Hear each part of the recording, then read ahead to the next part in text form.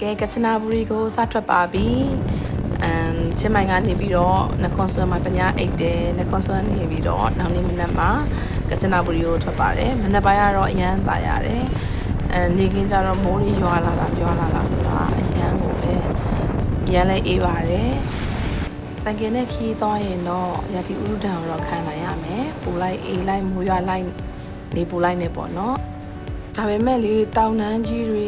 စိုက်ခင်းတွေရှုခင်းတွေကြီးဆိုင်ကယ်ပေါ်ကနေ open ကြည့်ရတာပေါ့နော်အရန်ကိုမိုက်တယ်9 နာရီခွဲ6 နာရီလောက်ဆိုင်ကယ်စီးလာပြီးတော့ကချနာဘူရီမြို့ရောက်ပါပြီ GPS ကြည့်တာဘလို့မှားသွားလဲမသိပါဘူးအဲ့ဒီမှာလမ်းပြောက်ပါပြီတနာရီခွဲလောက်ကြာသွားတယ်ဘလို့ပြီးတာတော့ကွာတနာရီခွဲလောက်ရွာလဲအပြီးမှာလေစိတ်ကိုရောက်ခဲ့ပါပြီအဲ့တော့ဒီဟာကားရက်နာတဲ့နေရာပါဖြူရဆိုင်ကယ်တွေရက်ခဲ့တာပေါ့နော်ဆိုင်ကယ်တွေရက်အထုပ်တွေတစ်ခါတည်းသဲပြီးတော့လေစိတ်ကိုဆင်းပါပြီဗုဒ္ဓကတနာရီကြားတစ်ခါပဲထွက်တာဆိုတော့ဖြူရ3 နာရီအချိန်ကိုလွတ်သွားပြီပေါ့နော်အဲ့တော့4 နာရီမှလာခေါ်မဲ့ပုတ်ကိုစောင့်နေပါတယ်ဒီလေစိတ်လေးနာမည်ကဖို့သခင်ပါရပါ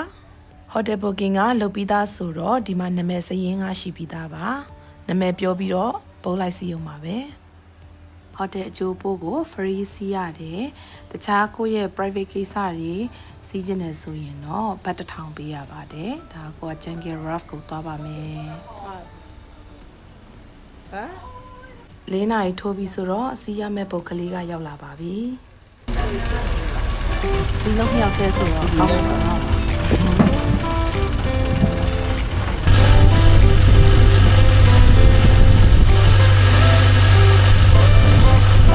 မကွေးရသွဲလမ်းပြောင်းမတရားကချနာဘူရီရောက်ပါပြီပိုင်တာမမကြီးရောပိုင်တာမမကြီးရှင်ကြီးစวัสดีครับရန်ကုန်ပြည်နယ်နေတော့ရုပ်တရားမပြုံးနိုင်တော့ဘူးအရန်ကိုပိုင်ကလည်းလဲထားတော့နားလည်းနာနေကြတယ်ဒါပေမဲ့လေပုတ်စီရတော့အရန်ကိုတာယာအေးချမ်းတော့တကယ်တဘာဝကြီးထဲမှာစီးရတာလေဒီလေမိုက် fresh တော့ဖြစ်သွားတယ်ဒါကဟိုတယ်တစ်ခုပဲသူဟိုတယ်ကဟိုးအပေါ်မှာကြီးတာဒီဟိုတယ်လည်းအရန်မိုက်တယ်အရန်ကိုလှတယ်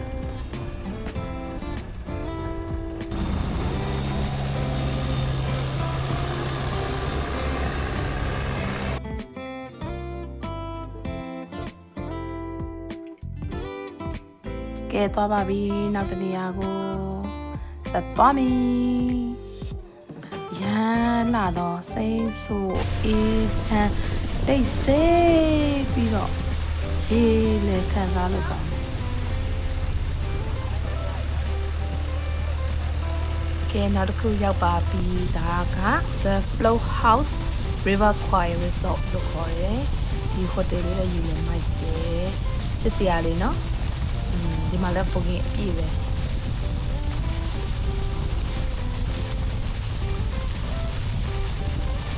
ကြည့်ပါဦးတကယ်တဘာဝကြောက်ဆောင်ကြီးရလေချေးရည်လဲလဲလှတယ်နော်အဲ့မမိုက်ပဲ12 လပိုင်းဆိုတော့အေးစိတ်နေတယ်တူနော်ဖြိုးသွားတဲ့ချိန်ကအောက်တိုဘာလဆန်းဆိုတော့တိတ်တော့မအေးသေးဘူးမိုးလေးရွာသေးတယ်ငါကနူးလေးလည်းစီးလို့ရတယ်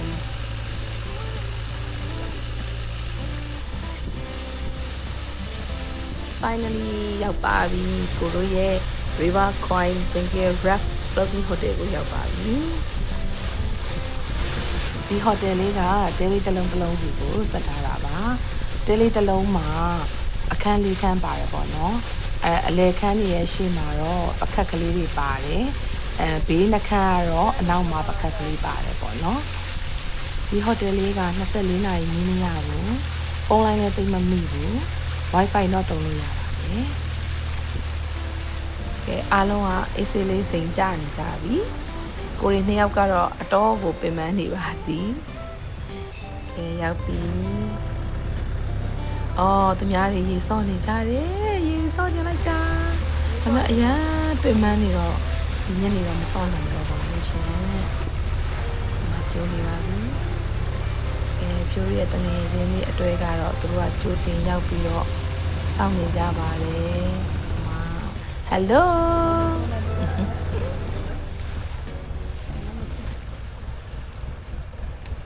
ဟိုတယ်ဝန်ထမ်းလေးတွေကမွန်ပစိုးလေးတွေနဲ့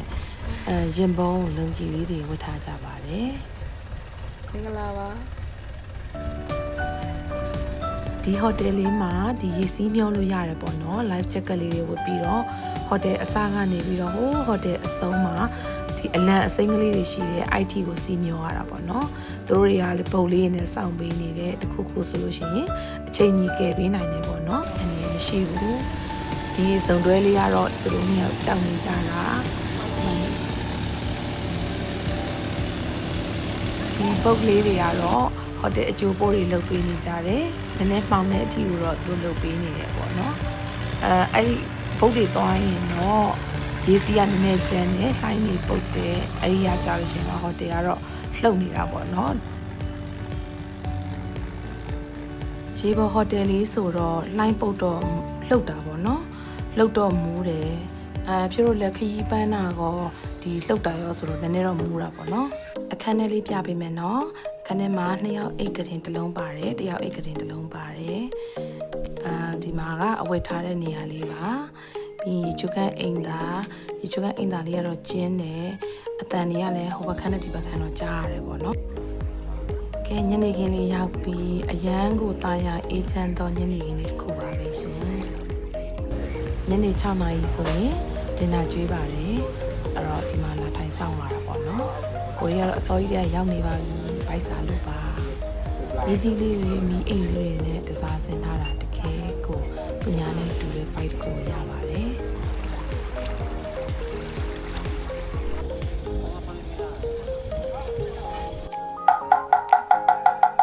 6နာရီထိုးပြီးဆိုတော့အုံမောင်းခောက်ပါပြီခမင်းစားလို့ရပါပြီဆိုတော့အလမ်းပေးတာပါ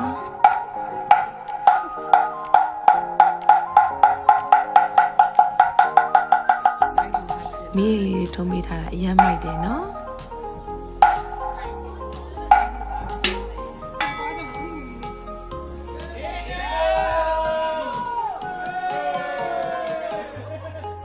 ဒီ view ဒီပတ်ဝန်းကျင်ကြီးနဲ့နေပြီးတော့ဒင်နာစားရတာရေးရေးလဲလဲမိုက်တယ်နော်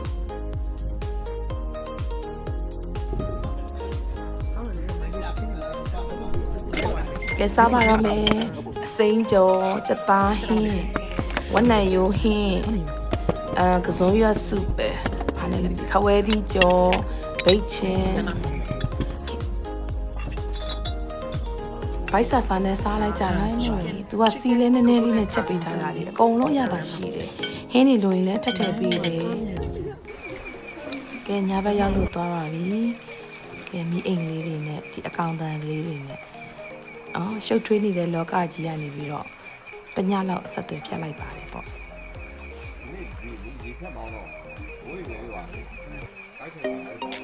မိုးလင်းပါပြီ breakfast စားပါရမယ်ရှင် breakfast ကို buffet ပြင်ဆင်ပေးထားပါတယ်ဒါကအာလူဖယုံသီးဒါကခောက်ဆွဲကြော် ham ဒါပြီးရင် sausage ပြီးရင်ဒါကသမင်းကြော်အသီးအနှံအမုံမီကင်ကျဥကြော်ဟိုဘက်မှာ juice တွေထားတာပေးထားပါတယ်သူတို့ကတော်တော်လေးကိုစေတနာပါတယ်အကုန်လုံးစားကောင်းတယ်ဒီလားကိုရီလည်းပကံအထက်လိုက်နဲ့စားလို့ကိုကောင်းနေရောဒါလေးကမနက်ခင်း5လေးတစ်ဖြတ်ပေါ့နော်အားလုံးတိတ်ဆိတ်အေးချမ်းနေရော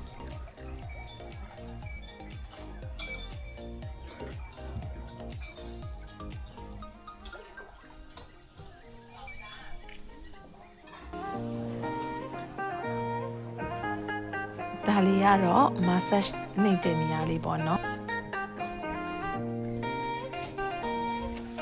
အဲ့ဒီရဲ့နောက်မှာမွန်ရွာလေးရှိတယ် foreigner တွေကတော့သွားပြီးတော့မှလေ့လာကြတာပေါ့နော်ပြီးတော့ဒီစင်းကိုမိုးပဲအစာကျွေးပြီးတော့မှပြန်လဲခဲ့ပါတယ်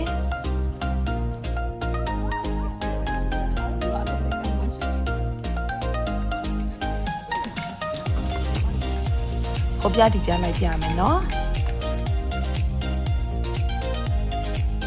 ဒါလေးကဖြူလို့နေခဲ့တဲ့အခန်းလေးနံပါတ်16အမေဟောဘက်ကိုဆက်ပြီးတော့သူကလေခြေတံကြီးကြားရတယ်တစ်သားဆိုတော့လေအရန်အပြင်ကနန်းလျှောက်တဲ့ခါကျရင်အခန်းထဲမှာဒုံနဲ့ပေါ့နော်အဲ့လိုမျိုးနေတယ်အဲ့တော့ဖြည်းဖြည်းလေးဖွာချက်တာကောင်းတယ်ညာဘက်အိတ်ရင်လည်းသူများတွေလမ်းလျှောက်တယ်ဆိုရင်တော့အိတ်ဆက်တဲ့လူအိတ်ပါတဲ့လူဆိုရင်တော့အဆင်မပြေဘူးပေါ့အတန်လေးခြေတံကြီးကြားနေရတာပေါ့နော်အခန်းလည်းလှုပ်တယ်ဒုံနဲ့လေ ဟိုတွေ့လားအဲ့ပေါ်ရတယ်လား ဟိုတယ်လိုက်ကြည့်ရင်ယောက်ျားနဲ့ငင်းခုံကြီးအတန်လေးပေါ့နော် အဲ့ဒါခလင်းမှာဒီဟာတစ်ခုပဲအပြားတစ်ခုပဲပူတာ အဲ့ထိတ်ကနေပြီးတော့ live jacket ဝတ်ပြီးတော့ကနူးလေးစီးရင်လည်းစီးလို့ရတယ်ရေစီးမျောရင်လည်းအဲ့ကနေပဲမျောရတာပေါ့နော် breakfast စားပြီးတော့ relax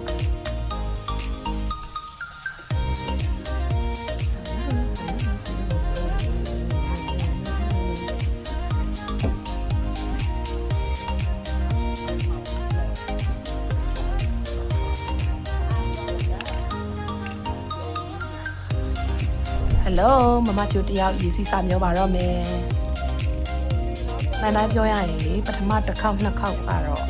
အလစ်တက်လေးကြောက်နေပြီပေါ့နော်။တကယ်တော့လွယ်လေးရည်လား။စိုးရင်စရာလည်းမရှိဘူး။ तू live jacket လေးဝတ်ထားတော့ရေစီးတိုင်းကိုသူ့ရေစီးတိုင်းလေးပဲလိုက်မျောရုံပဲ။အရန်စိုးရင်စရာမရှိဘူးတော်တော်လေးပျော်ရပါတယ်။ကိုကဒီ Jungle Ref Hotel ကိုလာကြတဲ့ကဒီရေစီးမျောကိုမျောမယ်မမျောရရင်တော့မကျေနပ်ဘူးပေါ့နော်အဲ့တော့ရေစီးကိုတယောက်တည်းကြောက်ပေးမဲ့လေရအောင်မျောလိုက်တယ်ပေါ့နော်အရန်ကိုကျေနပ်သွားပါပြီမျိုးသားကတော့သူမလိုက်ရပေမဲ့လေသူစိတ်ပူရှာတယ်အပေါ်ကနေပြီးတော့ instruction မျိုးစုံပေးပြီးတော့တောက်လျှောက်ရေစီးမျောတာအပေါ်ကနေတောက်လျှောက်လိုက်ပေးရှာတယ်ပြန်တက်တဲ့ခါကျရင်တော့အားရှိဖို့လိုတယ်သူရေစီးနေနေကျန်းတော့လေအဲလက်နှစ်ဖက်နဲ့တေချာမြဲမြဲဆွဲတက်ရတယ်ပေါ့နော်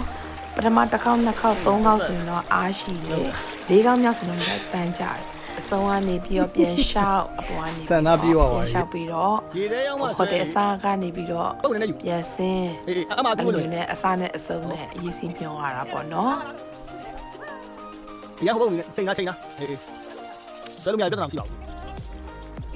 လွတ်သွားပြီလို့ဒီမဲ့အရင်လွတ်သွားလို့ဝေးရအောင်မင်းအောင်မရဘူး